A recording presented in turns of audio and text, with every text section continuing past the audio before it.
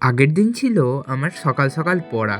তাই জন্য মা সকাল সকাল ভাত আর একটা চটজলদি ডিমের কারি রান্না করেছিল।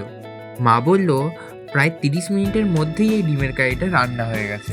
এর জন্য মা ফুলকপি, আলু আর ডিমটা ভেজে রেখেছিল। তারপর কড়াইতে একটু তেল নিয়ে তাতে গোটা গরম মশলা দিয়ে পেঁয়াজ দিয়ে ভালো করে সেটাকে লালচে করে ভেজে নিয়ে এবার এর মধ্যে দিয়ে দিয়েছে আদা রসুন কুচি, হলুদ গুঁড়ো, লবণ আর একটা কাঁচা লঙ্কা।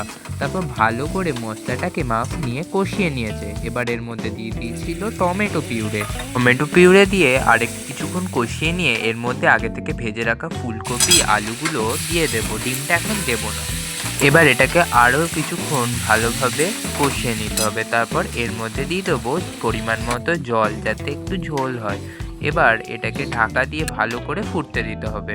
প্রায় 10 থেকে 15 মিনিট ঢাকা দিয়ে ফুটিয়ে নিলেই হবে। এবার এর মধ্যে এক এক করে আগে থেকে ভাজা ডিমগুলো দিয়ে দেব।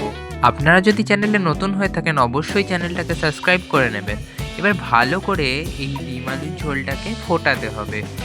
অবশেষে শেষের দিকে একটু ধনেপাতা ছড়িয়ে নিয়ে নামিয়ে নিলেই আপনার রেডি ডিমের এই চটজলদি কারি।